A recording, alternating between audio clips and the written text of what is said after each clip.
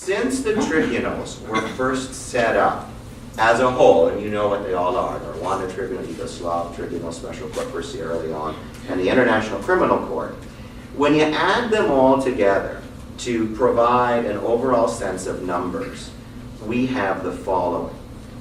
There have been, in total, 204 convictions before the International Criminal Tribunals for war crimes, 80 for genocide, and 268 for crimes against humanity.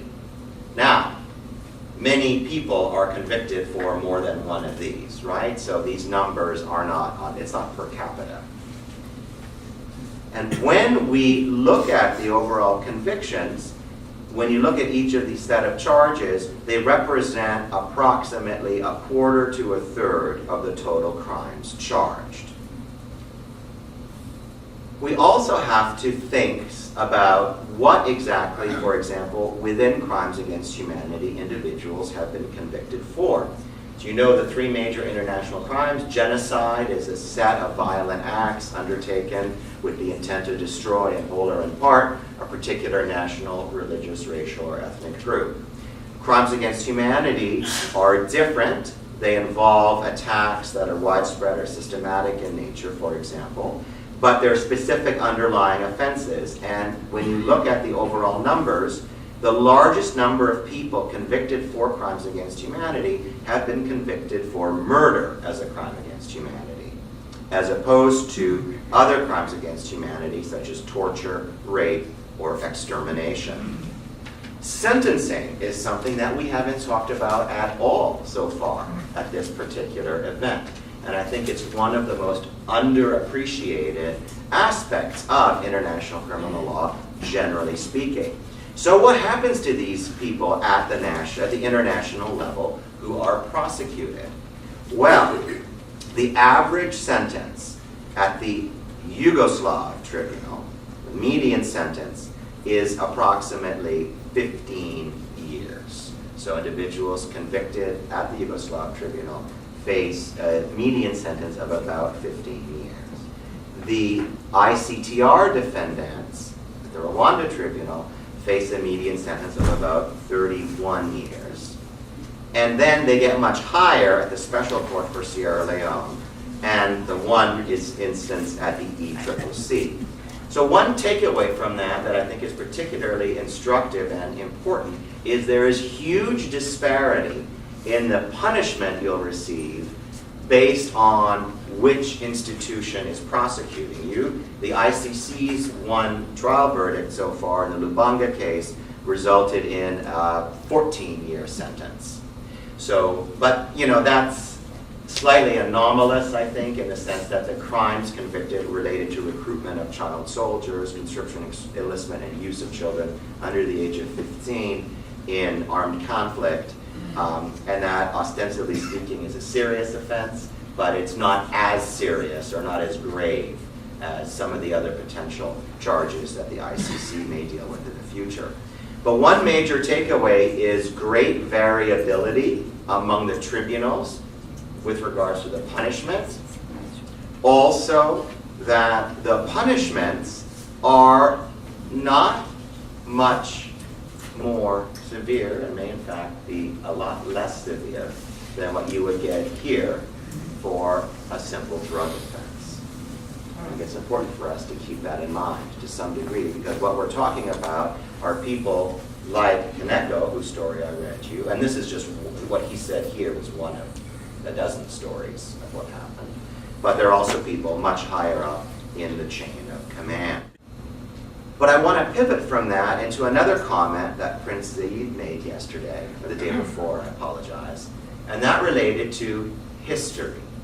We were told we need to know more about history, and that leaders need to know more about history. And I think we can all agree with that also, in principle. But history is not neutral. History is contested. History is not science. History is often perceived.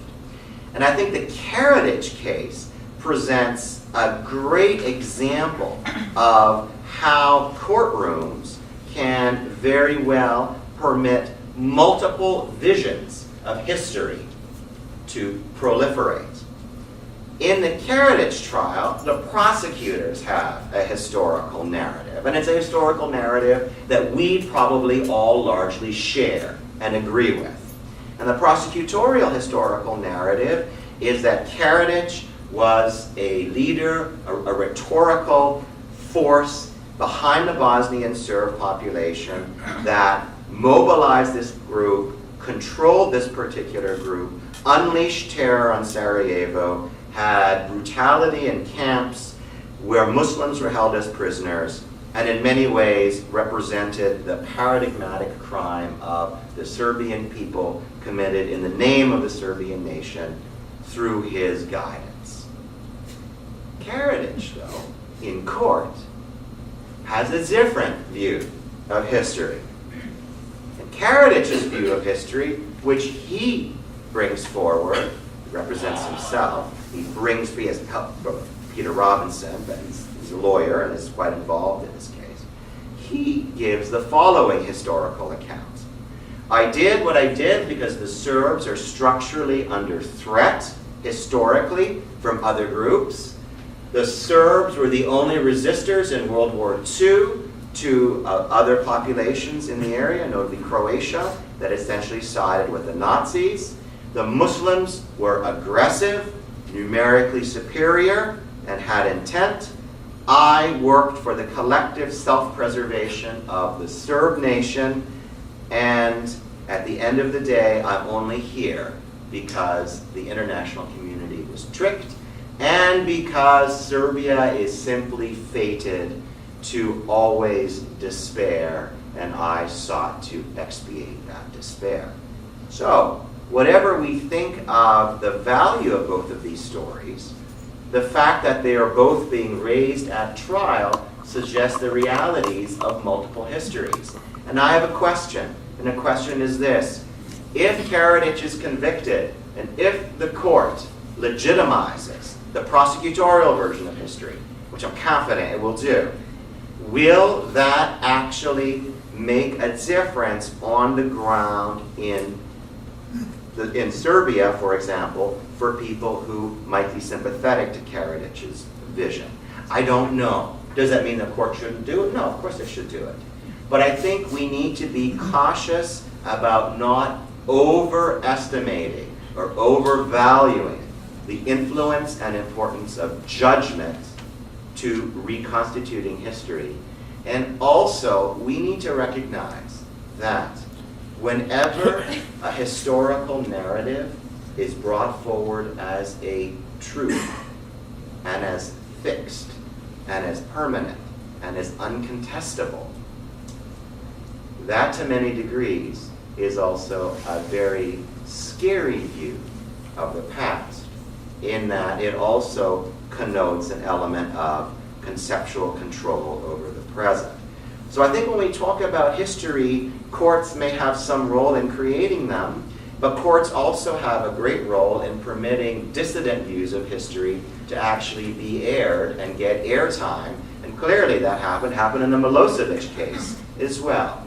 Over time, audiences may get tired of these contested histories, but a space does emerge to raise them.